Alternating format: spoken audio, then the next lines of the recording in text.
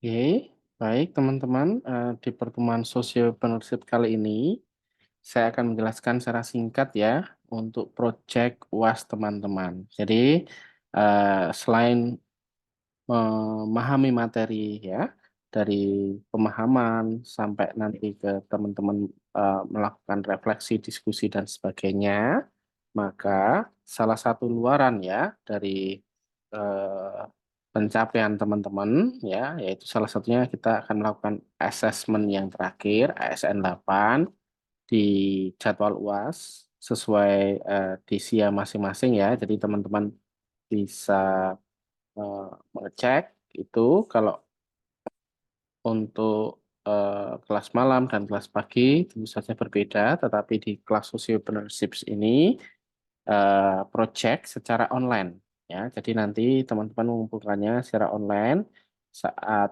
di, website e-learning sudah kami buka jadwal pengumpulannya. Jadi teman-teman bisa mengumpulkan jauh-jauh hari sampai deadline akhir yaitu pukul 23.59 sesuai dengan tanggal masing-masing jadwalnya ya.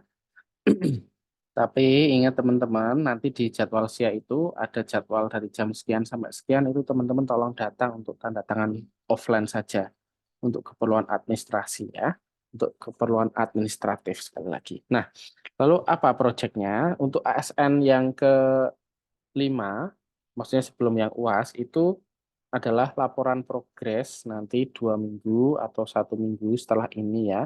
Teman-teman progres laporan apa yang teman-teman pilih itu nanti secara lisan singkat satu kelompok itu akan menjadi ASN progres saja ASN 5. Nanti ASN 8-nya adalah hasil finalnya. Seperti itu ya. Nah, jadi UASnya sama, ini di mata kuliah penciri universitas, MKCU atau MKDU ya, dasar universitas. Itu teman-teman ini akan mengumpulkan project ya, dengan tulisan artikel, simpel saja, yang berisikan apa, di sini teman-teman bisa cermati, baca pelan-pelan ya, tentu saja nama dan deskripsi projectnya. Lalu teman-teman itu kan akan bercerita, akan menarasikan hasil dari observasinya. Jadi teman-teman nanti menuliskan latar belakang, sosial bisnis, yang akan diobservasi, yang akan dilihat, yang akan dikembangkan, atau yang teman-teman sudah lakukan. Nah, di kelas saya khususnya ada 2 layer yang saya izinkan. Boleh teman-teman mengembangkan, me melakukan ya, dengan usaha sendiri dari yang terkecil ya, dari lingkup terkecil secara kelompok, atau teman-teman melihat, mengobservasi UMKM yang sudah berjalan, yang mengembangkan tentang wirausaha sosial tentunya ya, yang berbasis sosial ya, tentu tidak yang berbasis hanya profit, tetapi ada sisi sociopreneurship-nya. Itu. Jadi khusus di kelas saya berikan 2 tahap, bukan 2 tahap ya, 2 pilihan layers.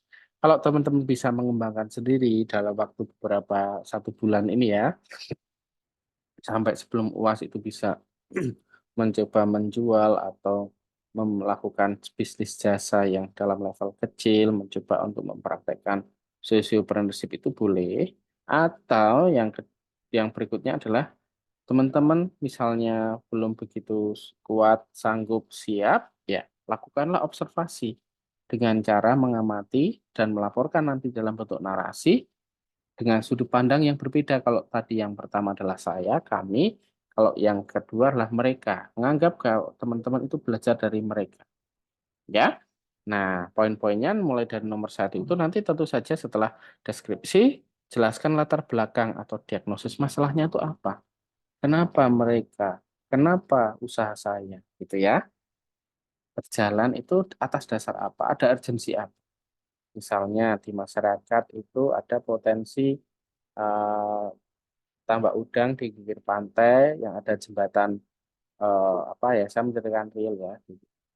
Jembatan api-api dan Pantai Pasir Katilangu di Kulon Progo, Barat NIA itu ya, New Yogyakarta International Airport itu ada itu asal mulanya itu untuk tambak, untuk jalan, bukan untuk wisata. Ternyata banyak orang datang berfoto, menarik ya, dalam skala yang besar dan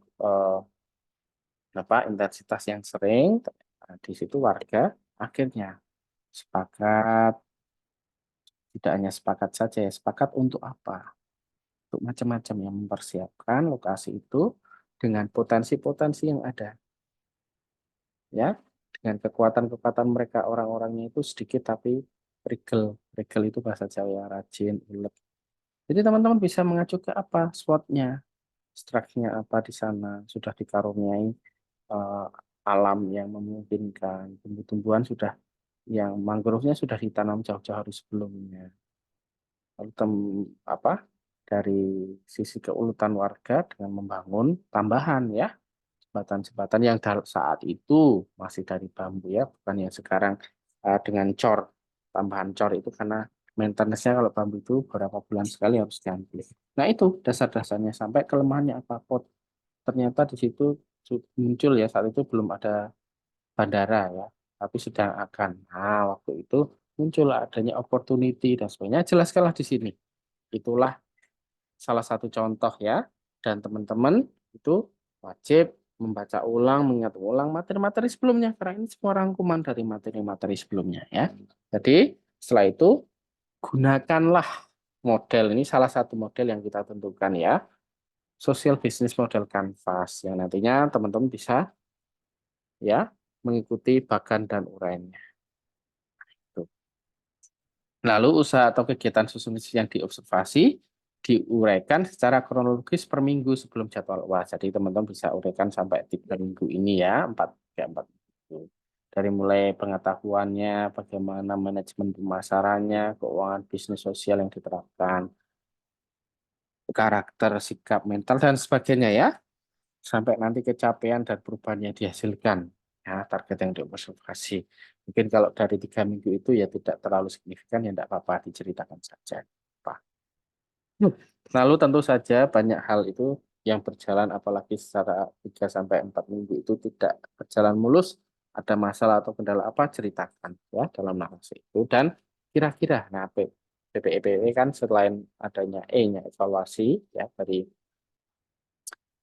tadi adanya tindak lanjutnya, selain evaluasi itu ada tindak lanjutnya apa? Jadi buatlah rencana keberlanjutan ke depan, target yang teman-teman amati tadi dari masalah yang dihadapi. Misalnya saat 3 bulan itu terkendala adanya keirian karena misalnya yang jasa wisata tadi banyak yang jadwalnya piket parkir misalnya, atau piket dalam melayani wisatawan, tour guide atau warungnya itu mungkin banyak absennya.